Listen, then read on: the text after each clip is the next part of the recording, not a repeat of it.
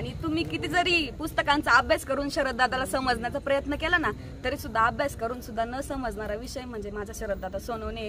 आणि आम्ही सगळे त्यांच्या पाठीशी खंबीरपणे उभे आहेत आणि दादाला नक्कीच आमचा सगळ्यांचा खूप जास्त सपोर्ट आहे. त्यामुळे कोणी, मी तर सीमाताईंना विनंती करते की अजिबात खचून जाऊ नका. सगळ्या तुमच्या पाठीशी खंबीरपणे उभे आहेत, त्यामुळे कोणीच खचून जाऊ नका. बच्चा बच्चा कहता है शरददादा सच्चा है. शरददादा तुम आगे बढ़ो, हम तुम्हारे साथ हैं. शरददादा तुम आगे बढ़ो, हम तुम्हारे साथ हैं.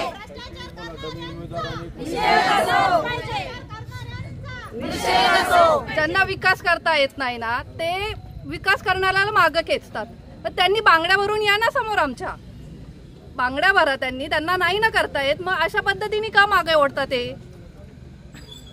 ही चुकीची पद्धत आहे, ही पद्धत नाही. तुम्ही विकासाच्या कामात करा ना दादांना मागे. तुम्हाला कुठंच काही भेटत नाहीये तर तुम्ही हे वापर करताय का?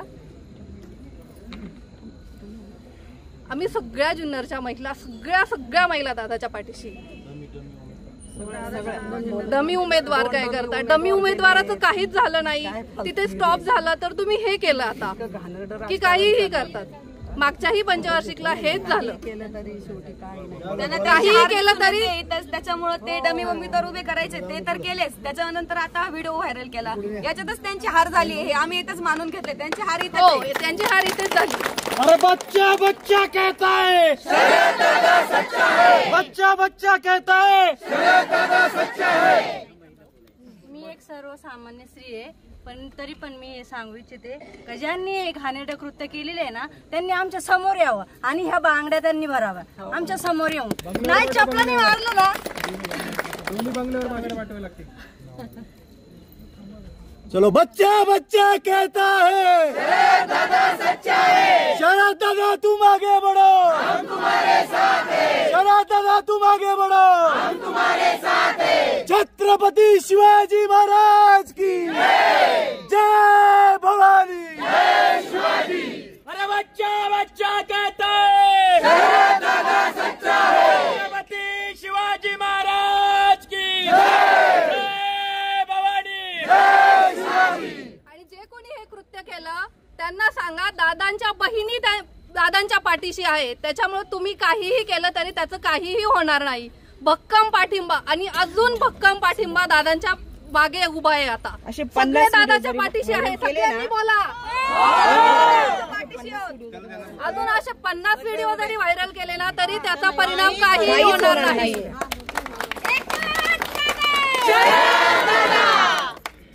2014 पासून दादा आता तिसरी निवडणूक आहे दादांची, तर आतापर्यंत हा व्हायरल कधीच झाला नाही. आणि आता 2 दिवसावर मतदान हे आलेलं आहे, तर त्याच वेळेला कशी काही व्हायरल हे झालेलं आहे, तर त्याच्यासाठी आम्हाला न्याय पाहिजे.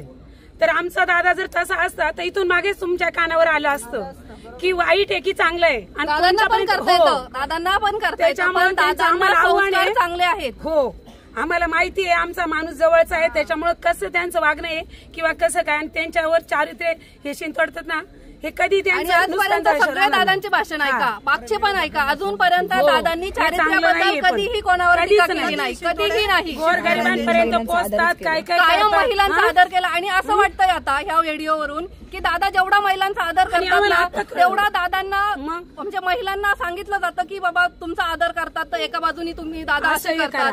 पण नाही, हे चुकीचं आहे, असं होणार नाही. केलं असं ना ते आम्हाला व्हिडिओ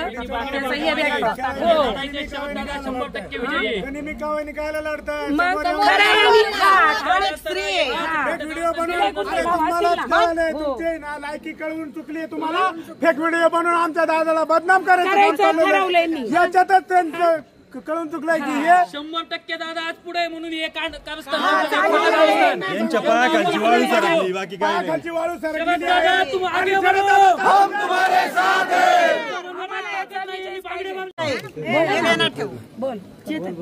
बोला बोला ज्यांनी कोणी दादांवरती शिंतोडे उडवलेले आहे, जे आरोप केलेले आहेत, त्यांना हे शिक्षा झालीच पाहिजे, शिक्षा झालीच पाहिजे. कारण असं नाही ना करायला पाहिजे दादांवरती. का दादा आता पुढे चालले, त्यांच्या मागे एवढी पाठिंबा देतात म्हणून हे ते असं करतात. असं केलं नाही पाहिजे, हे चुकीचं आहे. आम्ही आमची गॅरंटी आमच्या दादांना आमची असे शिंतोडे उडून काय उपयोग आहे हा? तुम्हाला अरे कसं मी तर वाटतं म्हणते मला? मर्द असेल ना तर समोर येऊन भेडा. मागून असे चाळे करायचे नाही बाईसारखे. मर्द आहे ना तू समोर येऊन भेड. आणि ते पण असून व्हिडिओ त्यांना व्हायरल करायची गरज ज्यांनी कोणी केलं त्यांना शिक्षा झालीच पाहिजे. मग आमच्या सर्व महिलांच्या वतीने मी सांगते झालीच पाहिजे शिक्षा. पोलिसांकडे परत काय हे आता असं मागणी केली? केलंच नाही पाहिजे. त्यांनी हे चांगली पोलिसांकडे काय मागणी केली? आम्हाला हेच निर्णय आम्हाला हाच पाहिजे. लवकरात लवकर आम्हाला न्याय भेटला पाहिजे एवढीच मागणी आहे आमची पोलिसांकडे.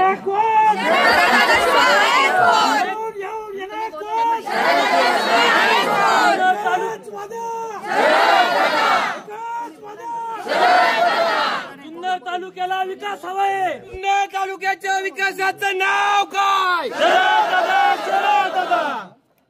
अरे बच्चा बच्चा कहता है दादा सच्चा है. बच्चा बच्चा कहता है दादा सच्चा है. आता खरं तर हा जो व्हिडिओ जे अश्लील बनवलेत ना तो मुद्दा सांगायचा राहिला की हल्ली तंत्रज्ञान इतकं पुढे गेलंय ना का याचे मुंडे काढून त्याला बसवलं ते झालं आणि हा प्रकार असाच झालेला आहे. माझ्यासारख्या येडीला बी कळते त्याचं कारण काय की आम्हाला बाबा जास्त ज्ञान नाही त्याच्यात पण हे आता सगळं होतंय त्याच्यामुळे हा फेक व्हिडिओ आहे आणि ह्या फेक व्हिडिओमुळं ह्या सगळ्या महिला संतप्त झालेल्या आहेत. शरद दादांना न्याय मिळवायचा असेल तर पोलिसांना पुन्हा एकदा आवाहन करेल की तुम्ही ते सायबरमध्ये हे करून ताबडतोब त्या गुन्हेगाराला अटकच झाली पाहिजे. आणि आता जुन्नर तालुक्यामध्ये ज्यांनी काय व्हायरल केलं असेल ना व्हॉट्सअपवर इकडं तिकडं त्यांना पण ताबडतोब त्यांचे नंबर काढून त्यांना अटक झाली. तुमचा संशय कुणावर आहे? कुणी हे केलं? आमचा संशय कुणावर आहे ते नाही आम्ही सांगू शकत नाही. नाही इलेक्शनच्या तोंडावरच हे असं येते. इलेक्शनच्या तोंडावर कोण असतील नेते मंडळी, त्यांच्या मागे त्यांचे कार्यकर्ते असतील. दादांचे विरोधी जे आहेत ते आता दादा विकासाच्या दिशेने इलेक्शन जिंकायच्या तयारीत आहेत ना म्हणजे दादा जिंकणारच आहे म्हणून ते हे चाललंय. जे आहेत ना समजा सामान्य लोक हे सगळे दादांच्या पाठीमागे आहेत. त्यांनी हे सगळं बघून आहे ना त्यांना असं वाटतं की आता काय म्हणजे आता हे विजय दादांचाच आहे. तर त्यांना असं वाटतं की नाही आता आपण काहीतरी दादानं शिंतोडे उडवले पाहिजे. मग ते हे केलं की मग ते पण ते लोकांचं कसं सामान्य लोकांचं कसं व्हायरल झालं की लगेच बघतात की मग ते म्हणतात नाही दादा असं असेल तसं असेल. म्हणजे आता आम्ही प्रचार करायला जातो बघतो ना लोकांकडे ते लोक असं वाटतं त्यांना मग गेलं की बघितलं का ते हेडस पेडस करतातच ना. त्याच्यामुळे त्यांना असं वाटतं की आपण काहीतरी त्यांच्याविषयी गेलं की दादांना पाठिंबा सोडतील.